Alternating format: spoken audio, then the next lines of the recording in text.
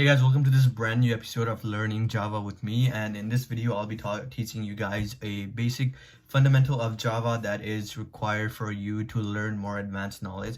And in this video I'll be talking about the most basic programming knowledges that you need in Java in order to do good in other higher concepts. So if you're a beginner and trying to learn Java, you're in the right path, and I'll be teaching you guys about all the basic fundamentals of Java.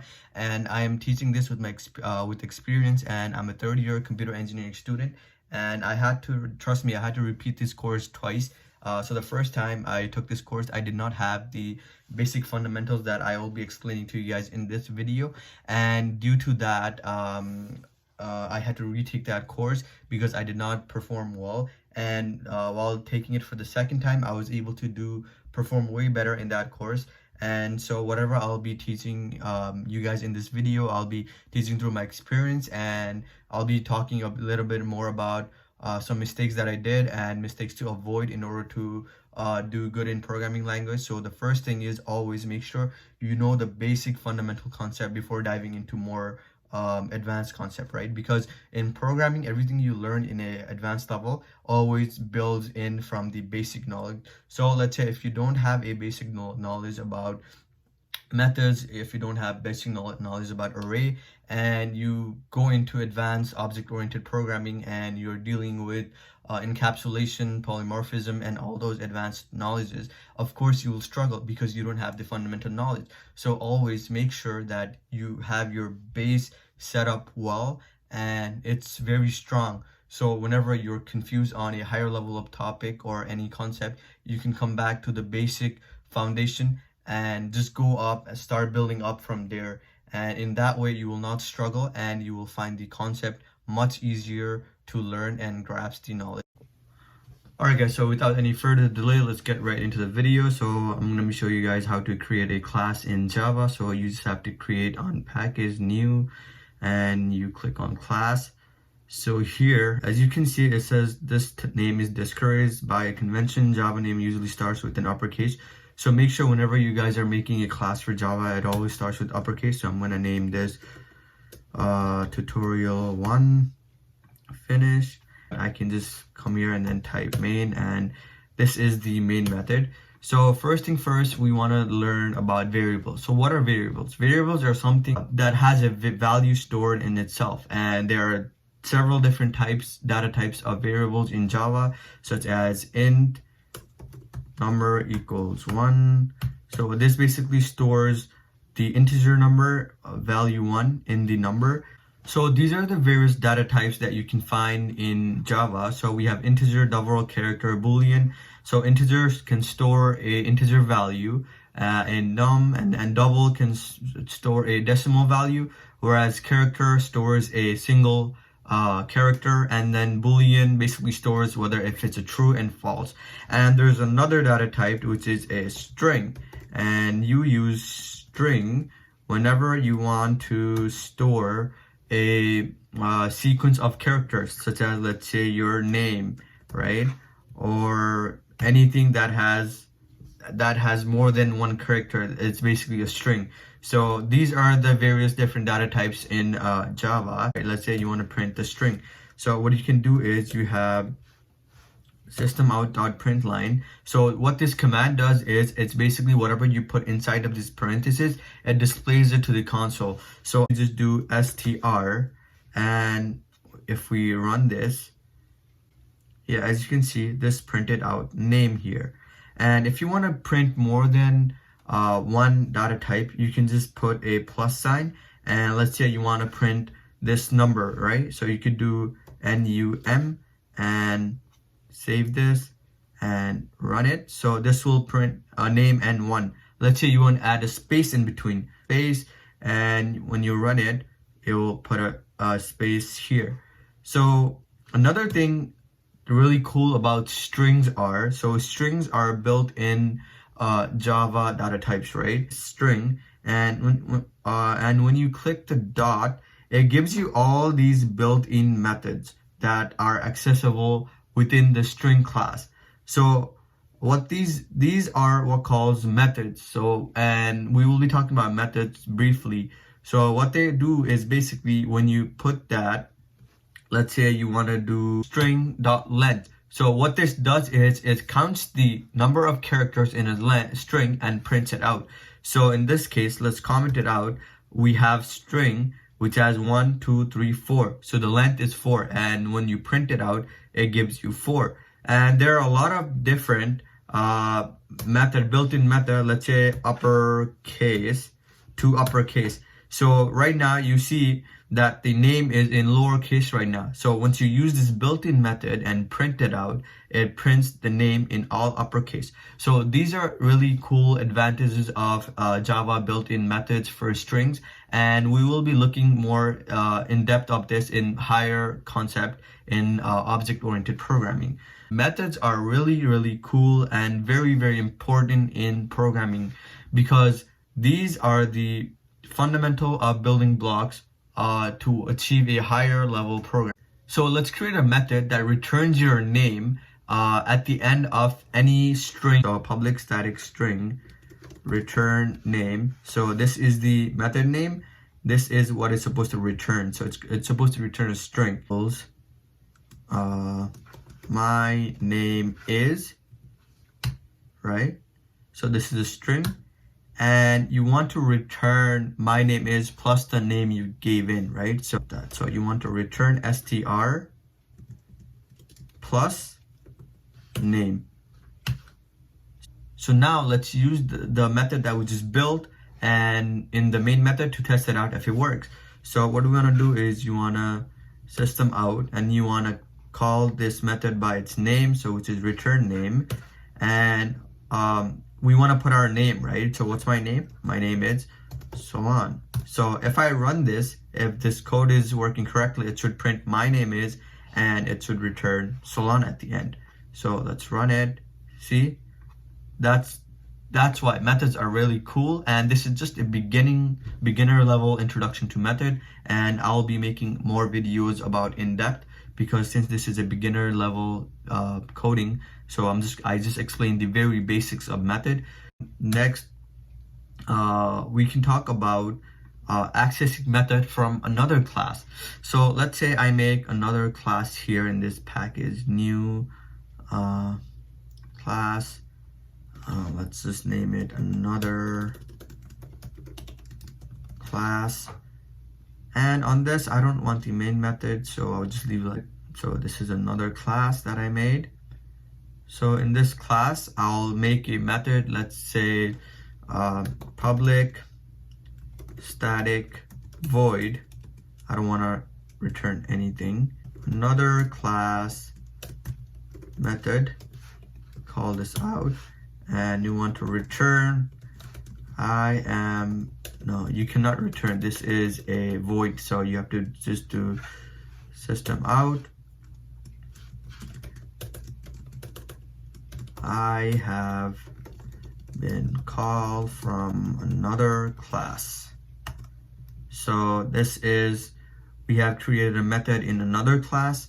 So let's save this, and we're done with this method. Let's delete it out, and we are done with this. So every time you want to use something, access something from another class, you have to instantiate that class, meaning you have to create an object for that class. So how you do that is basically you put the class name first, another class. Let's say this is, we can name this anything. This is just like naming a variable. Let's say class 2 equals new another class. So just know for this for now, because whenever you're creating an object from another class, you have to follow this format. Now we can call the method. We want to do class 2, dot another class method, right? So when we have called this method, and what it does is when we run this, it should be printing out this one. So let's run it. Yeah, now you can see this has been printed out. It says I have been called from another class. So this is another really cool way that object-oriented programmers use, because there are very different classes, and there is a concept of inheritance, polymorphism, and very other concept that we will be learning in OOP. So don't worry much for now. And so now let's talk about for loops. So what are loops? Loops are basically when you have to iterate or like repeat a same task over and over again. You don't want to do that continuously, right? Let's say you want to print my name 100 times, right? Let's say my name is string str equals so on, right? So let's say I want to print this over like 100 times. One method to approach this is simply we can just do system.out.println str, and we can just repeat this over and over and over and over and over again. This is fine, you can do it. But what if you have to do this 1,000 times, a million times? No, that is not efficient, not a good way to do it. It takes all the space in the code. It does not look neat. So what programmers did is they found a really cool way to implement this code in a very short piece of coding. That is called a for loop. So how for loop works, right? So you have a condition here. So let's say we want to print this, let's say 20 times, right? So you have to do for int I equals 0, I less than, we say 20 times, right? Less than or equal to 20. And you want to iterate one each time. So you want to go once it prints one, you want to do 2, 3, 4, 5. So that's what this I++ means, right? Until it reaches to 20, it will keep on printing out. So what do we want to do? So we want to print system.out.println. We want to print str, right? So now what this will do is it will print out my name 20 times, and this is, look how efficient this is, and it takes very less space and it's more fast. And you can change this and make it 100 times, 200 times, 5 times, does not matter. You just have to change this part. So let's run this. So you can see that I have printed out my name 20 times in such a short form, right? So this is for loop. And another concept in Java is conditional statement, which is if and else statement. So let's say I have this method, and this method only prints true if the given integer is 5, right? So let's say we're giving integer n, and if n equals 5, then we want to return true, else return false.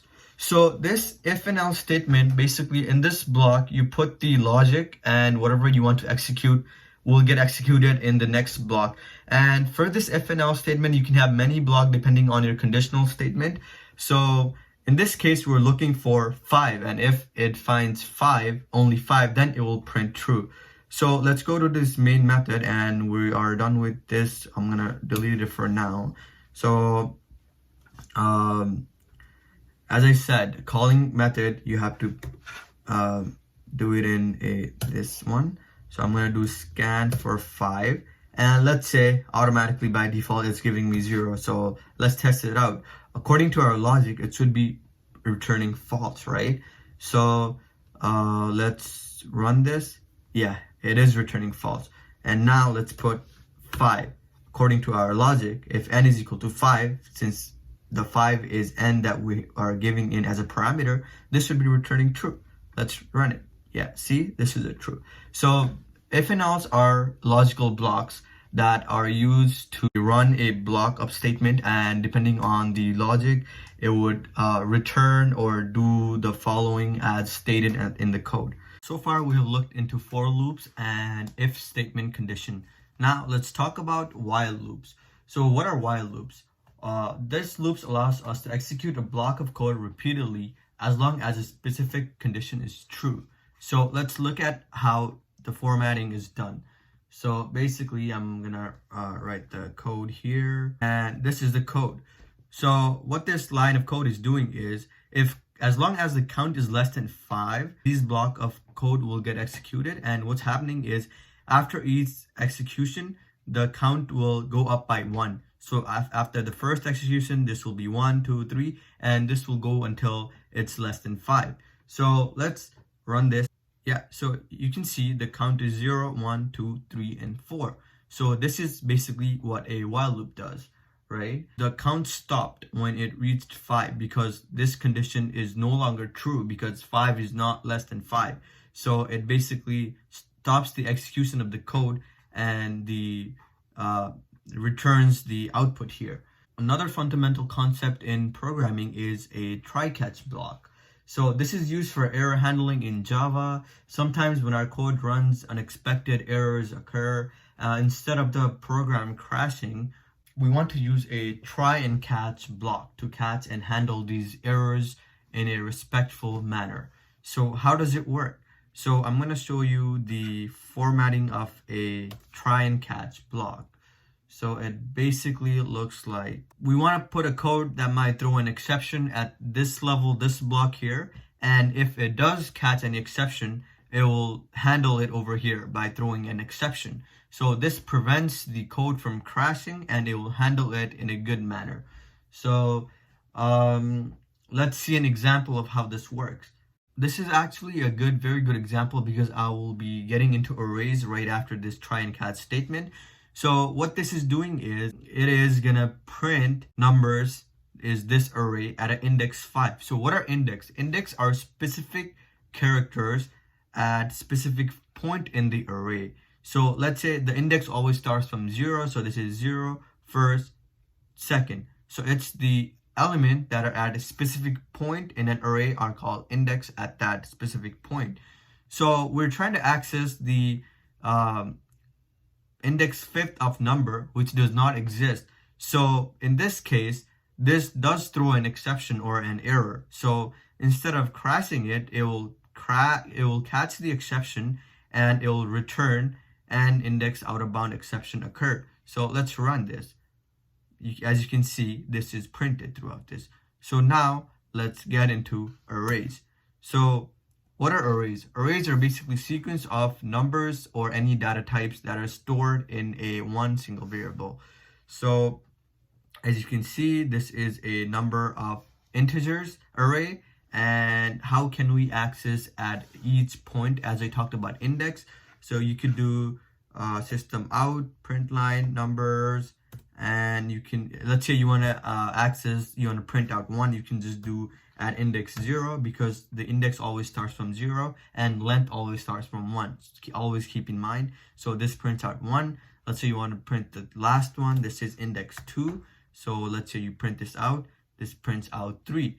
So this is one way of representing a numbers array, and you can also do that same for strings or any other data type as you like. Let's do a string array. Instead of writing it like this, we will do it in another type, which is string name. We want to initialize the size of an array. That's another way we could do it. So we could do new string, and let's say the size is 5, right?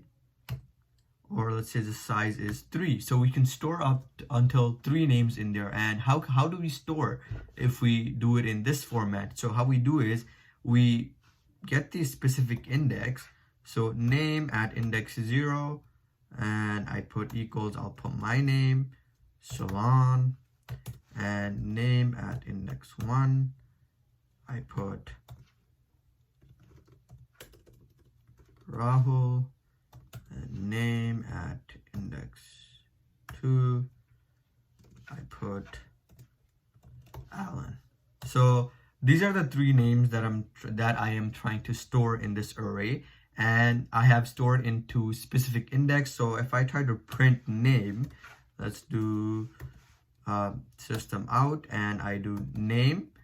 This should print all 3 names in the right order. So let's delete this and let's print. As you can see, we got an error, and that's a very interesting because strings they're not a primitive data type, they're a reference data type. So how Java handles is when they're storing string, they store at a specific memory address rather than storing the actual value. So this is showing that the address of where the name is getting stored. So if you don't want to get the address and you want to get the actual value of the string array, what you do is, if you want to access each element of the array, you have to make a for loop.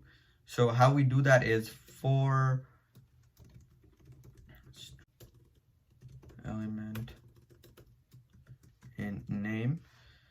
So what this statement is doing is, for every element, for every string element inside the name, we want to print